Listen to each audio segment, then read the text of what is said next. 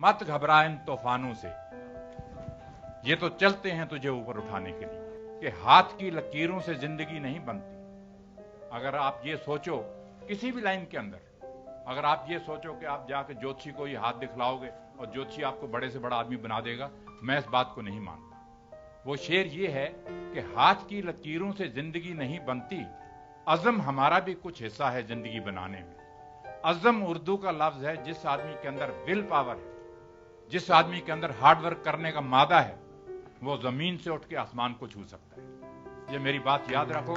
मिल्खा सिंह की मिसाल आपके सामने। जब मेरे मां बाप को मेरी आंखों के सामने कत्ल किया गया, इंडिया पाकिस्तान बना, उस टाइम लोगों के दिमाग के ऊपर भूत छाया हुआ था।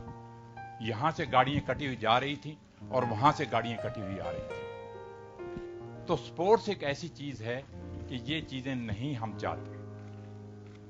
मुझे मालूम है कि जो कुछ पाकिस्तान में हुआ, मगर फिर भी वो दिन मैं नहीं भूलता कि पंडित जी ने मुझे बुलाया, मुझे इनविटेशन आया पाकिस्तान के मिल्खा सिंह जी, आपने वहां पे दौड़ना है लाहौर के अंदर। 1960 की बात मैं आपको बता रहा हूं, मगर मैंने पाकिस्तान जाने से इनकार कर दिया। क्यों इनकार किया? क्योंकि वो जब उस रात का सीन मेरी आंखों के सामने आता था कि किस तरह से मेरे मां बाप की गर्दनें उतारी जा रही हैं, किस तरह से मेरे बहन भाइयों को मारा जा रहा है, तो वो चीज जब सामने आती थी तो दिल दहल जाता था और मैंने कहा कि मैं पाकिस्तान नहीं जाऊंगा। और आप लोगों ने ही पेपर में छापा कि मिल्खा सिंह ने पाकिस्तान जाने से इनकार कर दिया। मगर पंडित जी ने मुझे बुलाया, पंडित जी ने कहा मिल्खा जी नहीं, हमारा पड़ोसी देश है, स्पोर्ट्स जो है ये प्यार बढ़ाती है, भाईचारा करती है, हमने जाना ही जाना है पाकिस्तान। तो नेक्स्ट डे आप लोगों ने अखबारों में छाप दिया कि मिल्खा सिंह मान गया और पाकिस्तान जाएगा। जब मैं वहां पे गया, मुझे याद है कि वाघा बॉर्डर के ऊपर उन्होंने फूलों से जीप सजाई हुई थी, उस जीप के अंदर मुझे उन्होंने खड़ा किया। दोनों तरफ सड़क के बच्चे और पब्लिक सारी खड़ी थी। करीबन 15-16 किलोमीटर का डिस्टेंस है वाघा बॉर्डर से लाहौर का, और जीप के अंदर मैं खड़ा हूं, तिरंगा झंडा और पाकिस्तान के झंडे इस तरह से लहरा रहे हैं और मिल्खा सिंह के नारे लग रहे हैं। जब मैं वहां पाकिस्तान पहुंचा, होटल के अंदर जाके देखा, एक पेपर पड़ा था, एक अखबार पड़ा था जिसके अंदर लिखा हुआ था मिल्खा सिंह और अब्दुल खालिक की टक्कर, इंडिया और पाकिस्तान की टक्कर। वो जब चीज मैंने पढ़ी, मेरे दिल के अंदर मैंने कहा यार ये चीजें इनको नहीं छापनी चाहिए, हम यहां किसी और काम के लिए आए हैं और ये चीज इन्होंने छाप दी है यहां। छोड़िए इन बातों को। जब लाहौर स्टेडियम के अंदर दौड़ने के लिए गए, 60,000 आदमी वहां पे बैठा था। 60,000 आदमी जब बैठा था तो वो सिर्फ मिल्खा सिंह और अब्दुल खालिक की दौड़ देखने के लिए आए हुए थे। मेरे से पहले, मिल्खा सिंह से पहले, मैं थोड़ा सा आपको जिक्र करना चाहता हूं कि अब्दुल खालिक जो था वो एशिया के अंदर, वर्ल्ड के अंदर माना हुआ रनर था जो पाकिस्तान ने प्रोड्यूस किया था। जब वो टोक्यो में मेरे से हार गया एशियन गेम्स के अंदर, फोटो फिनिश के अंदर, तो पाकिस्तान ने मुझे वहां बुलाया लाहौर के अंदर कि नहीं, वो गलती से अब्दुल खालिक वहां हार गया है, मगर यहां अब आके उसने यहां लाहौर के अंदर आके दौड़े हमारे आदमी के साथ। तो मुझे याद है कि 200 मीटर के जब स्टार्ट होने लगी रेस, जनरल अयूब वहां पे बैठे हुए हैं, 60,000 आदमी स्टेडियम के अंदर बैठा हुआ है। जब रेस शुरू होने लगी तो ऐसे सन्नाटा छाया हुआ था कि जैसे एक भी आदमी स्टेडियम के अंदर नहीं बैठा हुआ। रेस शुरू होने से पहले 2-3 मौलवी आए वहां से, पौड़ियों से उतरे, नीचे आए, आके मैं यहां खड़ा हूं, अब्दुल खालिक यहां खड़ा है, आके कहते हैं खुदा हाफिज, आपको खुदा दुश्मनों से फतेह दे। जब वो जाने लगे वापस, मैं उनका मौलवी जी हम भी खुदा के बंदे हैं। वापस आए और उन्होंने मुझे भी कहा कि खुदा आपको भी ताकत दे। मैंने मौलवी से ये लफ्ज कहे, मैंने कहा मौलवी जी ये चीजें जो हैं प्यार बढ़ाने के लिए हम करते हैं, हम यहां आए हैं भाईचारा ना कि ये आपने जो लफ्ज इस्तेमाल किए हैं दुश्मनों से फतेह दे, मैंने कहा ये मुझे अच्छे नहीं लगे। कहने लगे नहीं, आपको भी खुदा ताकत दे।